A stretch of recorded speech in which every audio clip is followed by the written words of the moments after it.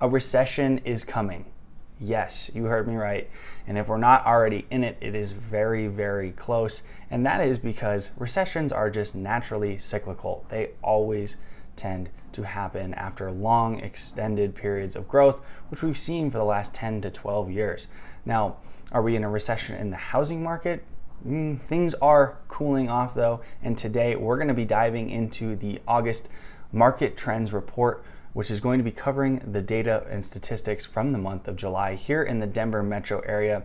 I hope you guys are looking forward to learning more about that and some local news and headlines in the real estate market. Stay tuned for all of that and more.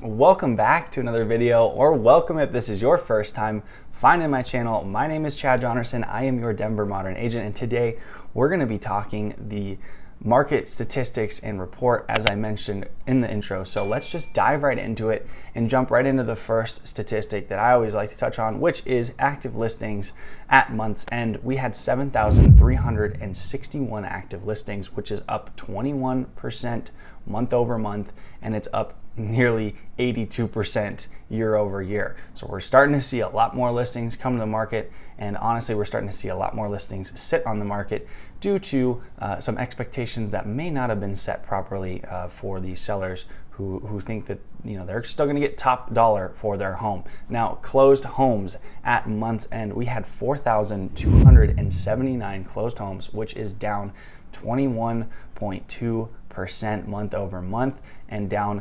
31% year over year. So these closed homes are just, that's an indicator for you that people are not wanting to buy them nearly as quickly or as much right now because of, obviously, the elephant in the room, interest rates.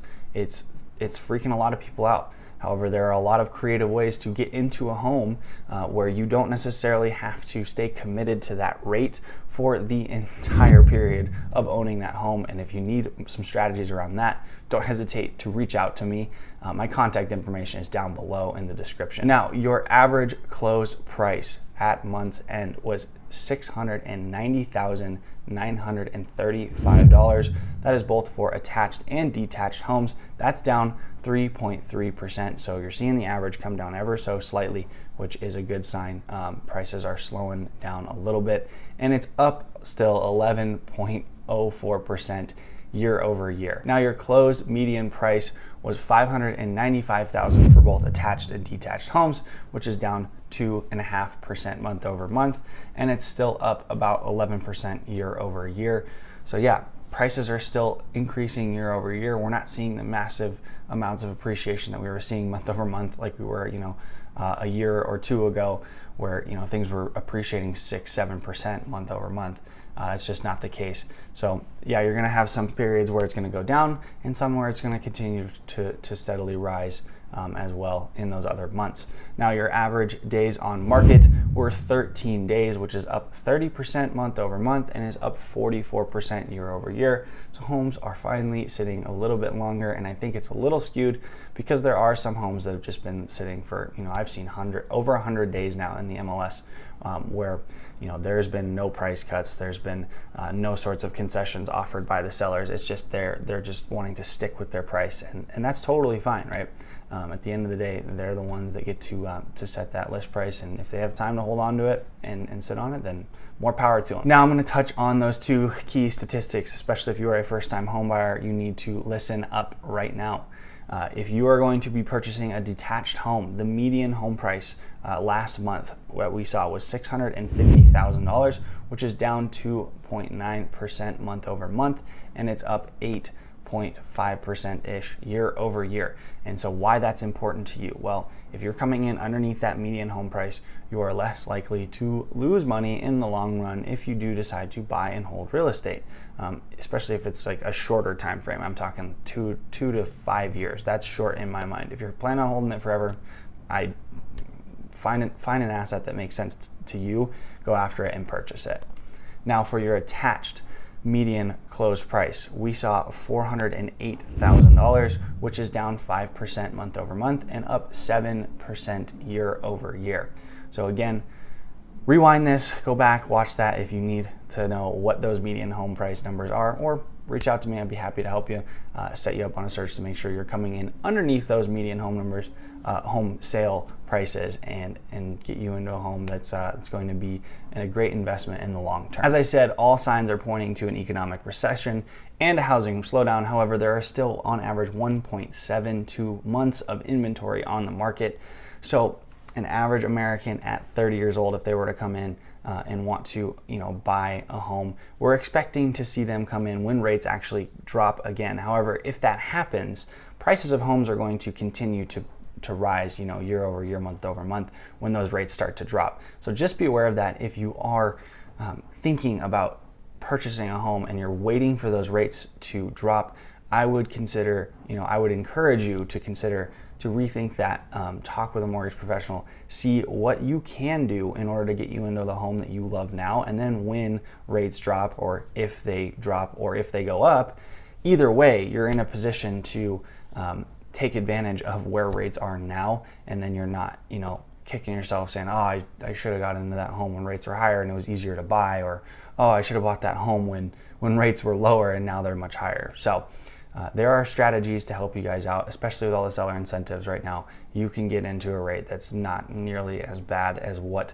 the news is telling you. This is a very interesting statistic. 69% of millennials prefer owning over renting, and they're sacrificing things like weddings, TV, streaming services, and vacations in order to make that happen.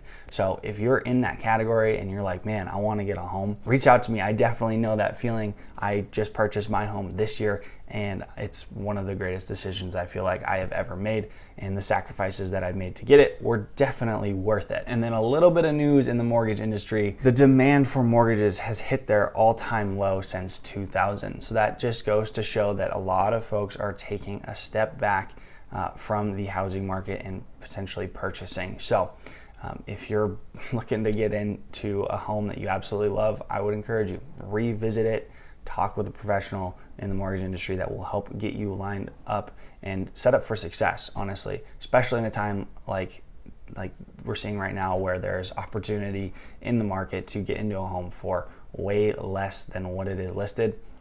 You owe it to yourself if you've ever been thinking about purchasing. Now for some local news, in the Denver metro specifically, we're starting to see sellers offer more concessions after that 7 to 14 days sitting on the market, or they're offering maybe to prepay some HOA assessments or fees that you have to pay if you're in a property that has an HOA. So that's really beneficial to buyers. It's allowing you to sit more on and think about the properties that you've been seeing, and think, is this something that I want to be in for 2, 3, 10, 20 years, right?